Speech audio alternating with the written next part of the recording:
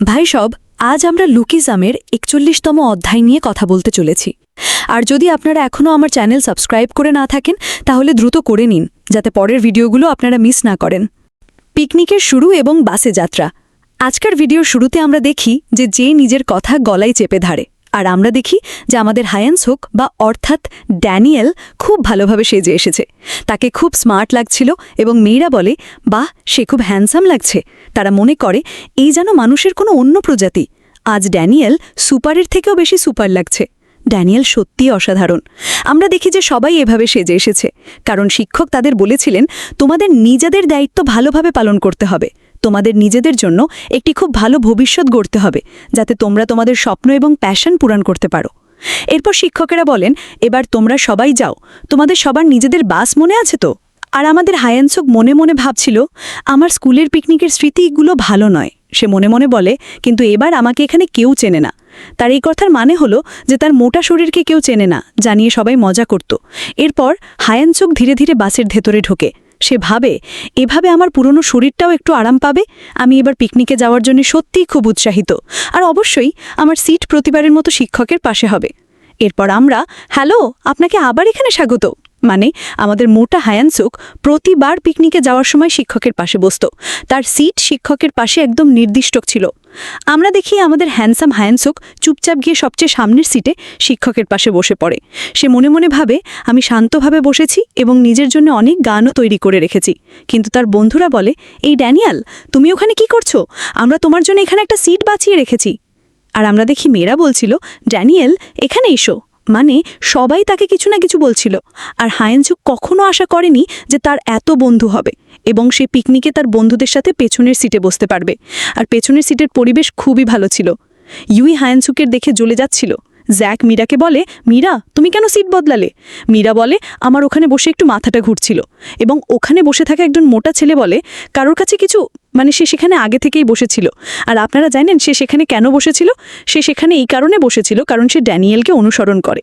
এরপর তারা একটা খেলা খেলে যেখানে মীরা বাদ পড়ে যায় এবং যে বাদ পড়ে তাকে হাত দিয়ে আঘাত করা হয়। মীরাকে মারার পালা ছিল জ্যাকের। তার বন্ধুরা বলে, জ্যাক, ওকে মার, ও আমাকেও মেরেছিল, ওর উপর আমার প্রতিশোধ নাও। আর যেহেতু জ্যাক মীরাকে ভালোবাসত, তাই সে মনে মনে ভাবে, আমার সাথে এটা কেন হচ্ছে, আমাকে এসব কেন করতে হচ্ছে। কিন্তু এরপর সে ভাবে, যাই হোক, এটা তো শুধু একটা খেলা, তাই হয়তো আমি এটা করতে পারি। এরপর আমরা দেখি যে জ্যাক মীরার হাত ধরে তাকে মারার জন্যে, কিন্তু যখনই সে তার হাত ধরে সে মনে মনে ভাবে, কি নরম হাত। আর জ্যাকের চোখে মুখে ক্রেম স্পষ্ট দেখা যাচ্ছিল। আর আশেপাশের ছাত্ররা জ্যাককে দেখে অবাক হয়ে যায়, আর জ্যাককে দেখে সবাই হাসতে শুরু করে। জ্যাক লজ্জায় মুখ অন্যদিকে ঘুরিয়ে নেয় এবং মনে মনে বলে, ছি, এসব কি হচ্ছে। এরপর ইউই জ্যাককে বলে, জ্যাক, প্লিজ আমাকেও ছো। হায়ানসুক মনে মনে ভাবছিল, এটা সত্যিই মজার। এরপর দৃশ্য পরিবর্তন হয় এবং আমরা আর্কিটেকচার ডিপার্টমেন্টের বাসের ভেতরের পরিবেশ দেখি, যেখানে সবাই খুব গম্ভীর হয়ে বসেছিল। তাদের করার মতো কিছুই ছিল না, প্রভাবিত করার মতো কোনো মেয়ে ছিল না। সবাই গম্ভীর হয়ে বসেছিল।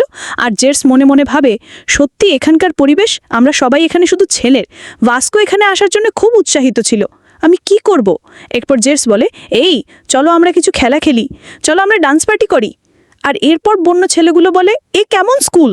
আর যখনই সবাই সেখানে নাচছিল, তখন ভাস্কো এবং অন্যান্য ছাত্ররা দেখে যে তাদের পাশ দিয়ে আরেকটি বাস যাচ্ছে এবং সেটি ছিল বিউটি ডিপার্টমেন্টের বাস। আর সেই বাসের পরিবেশ দেখে ভাস্কো এবং তার বাসের বাকি ছেলেদের চোখ থেকে আপনা আপনি জল চলে আসে। সবাই খুব অবাক এবং দুঃখিত ছিল। এরপর বেশ কিছুটা পথ চলার পর বাসটি মাঝখানে একটি জায়গায় দাঁড়ায়। আর আমরা দেখি যে সব বাচ্চারা বাস থেকে নেমে আবার ঘোরাফেরা শুরু করে দেয়। জ্যাক পাঞ্চিং মেশিনে একটা ঘুষি মেরে একটি নতুন রেকর্ড তৈরি করে। আর আমরা দেখি যে জ্যাকের পেছনে মীরা এবং তার 3 বন্ধু ছিল। আর একটা নতুন রেকর্ড। সত্যি জ্যাক অসাধারণ। আর জ্যাক মনে মনে ভাবে, সবাই আমাকে দেখছে, মীরা, তোমার কেমন লাগলো?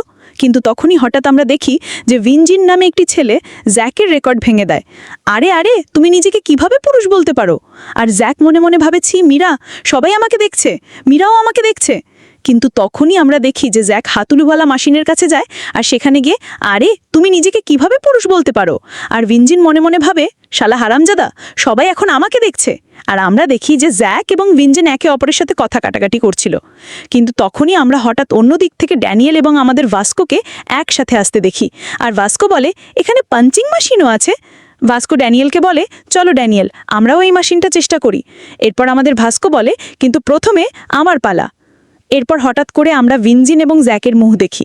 তাদের মুখ একদম হতভম্ব ছিল।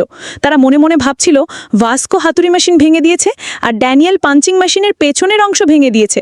আর হ্যাঁ, ভিনজিন এবং জ্যাক দুজনেরই খুব বেশি অপমান হয়েছিল, তাই তারা দুজন ছেলেদের টয়লেটে গিয়ে চুপচাপ বসে পড়ে। কিন্তু তখনই আমরা দেখি ভিনজিন এবং জ্যাকের পাশে দুজন ছিলে, মানে তারা ভেজা। এরপর তাদের পেছন থেকে অন্যজন বলে, এই অ্যাফ্রো, সে তোমাকে কি বলছে? এরপর এই অ্যাফ্রো ছেলেটি ভিনজিনকে বলে, তোমাকে তো একটা নকল র্যাপার মনে হচ্ছে, তুমি কোন স্কুলের? ভিনজিন বলে, কি বললে? নকল? তোরা সব বাচ্চা। যদিও জ্যাকেরও একই বয়স ছিল, কিন্তু এরপরে এই অ্যাফ্রো ছেলেটি বলে, আমিও একজন র্যাপার, তুই একটা বোকা, তোমরা দুজন খুব ভাগ্যবান। আর এই দুজন বলে, আমাদেরও এখন যাওয়ার সময় হয়েছে, কিন্তু যদি আমরা আবার তোমাদের সাথে দেখা করি তাহলে পরের বার তোমরা আমাদের হাতে অবশ্যই মরবে। এরপর হালকা তর্কাতর্কি করে তারা সবাই, আমরা দেখি যে সব বাস তাদের গন্তব্যে পৌঁছে গেছে। এরপর হায়ানচুক আরাম করতে করতে তার বাস থেকে নামে এবং মনে মনে বলে, আমরা সবাই সেন্টারে পৌঁছে গেছি, চলো তাড়াতাড়ি সবাই লাইন করো। আর তারপর মেয়েরা মনে মনে ভাবে, বাহ, এই ইনস্ট্রাক্টরটা খুব হট, এই ইনস্ট্রাক্টরের শরীর সত্যিই ভালো। কিন্তু তখনই অন্য, আরে তাকে দেখো, সে তো একটা গোবলিনের মতো দেখতে। এই দুজন ইনস্ট্রাক্টরের মধ্যে কোনো তুলনাই হয় না।